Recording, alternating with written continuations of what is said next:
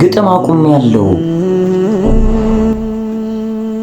በዛሬ ቪዲዮ እንግዲህ ግጥም ያቆምኩበትን ምክንያት ልነግርላችሁ ፈልጋለሁ። ብዙዎቻችሁ ላትጠብቁት ትችላላችሁ፣ ግን ምንም ማድረግ አልችልም።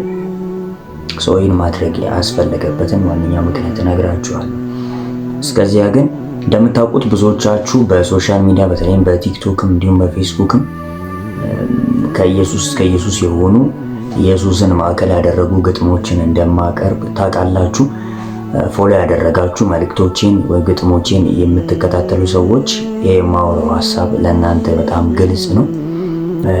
አሁን ባለውበት ሁኔታ ይህንን ግጥም ወይም ግጥም መግጠም ማቆም እንዳለብኝ ወስኛለሁ ማለት ነው። ለምን ወሰን ካላችሁ ይህንን ነገር እነግራችኋለሁ። ከዛ በፊት ግን ይሄ አሁን አዲሱ የከፈትኩት የዩቲዩብ ቻናሌ ነው። በዚህ ቻናል ላይ የግጥም ኮንቴንት እሰራለሁ ብዬ ነበር የጀመርኩት። በግጥም ብቻም ሳይሆን የራሴን ኮንቴንት ለመስራት ነው የጀመርኩት። ከዚህ ቀደም የከፈትኩት የዩቲዩብ ቻናል አለ፣ ብዙዎቻችሁ ሜቢ ታውቃላችሁ ያስባለሁ። የሪአክሽን ኮንቴንት የምሰራበት በዛ ላይ የራሴን ኮንቴንት መስራት ይችል ነበር። ሆኖም ግን እዛ ላይ ያሉት ኦዲየንሶች በሪአክሽን በሌሎች ሰዎች ቪዲዮ የሌሎች ሰዎችን ቪዲዮ ሪአክት ሳደርግ የመጡ ሰዎች ናቸው እንጂ የራሴን ኮንቴንት ወዶ የመጡ ሰዎች አይደሉም። እኔ እግዚአብሔር የሰጠኝን ጸጋ ማሳደግ እፈልጋለሁ። ሌሎችም ደግሞ በእኔ ጸጋ እንዲባረኩበት እንዲጠቀሙም ጭምር እፈልጋለሁ።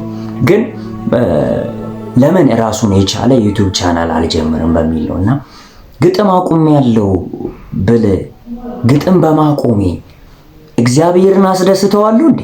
ሰይጣን ቅጥል ድብን ማለት ይችላል።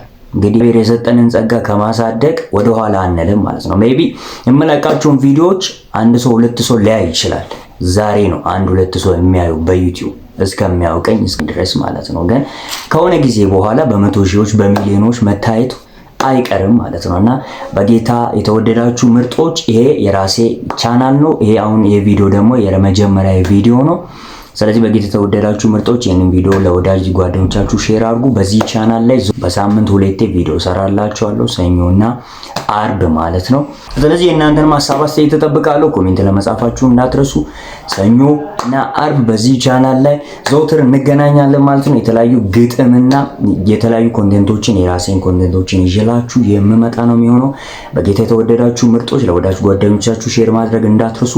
ኮሜንት ላደራችሁን ያልጻፋችሁ ሰዎች ያላችሁ መሰለኝ ከኢየሱስ እስከ ኢየሱስ ብላችሁ ጻፉ። ይሄን ቪዲዮ ላይክ ማድረግ እንዳትረሱ።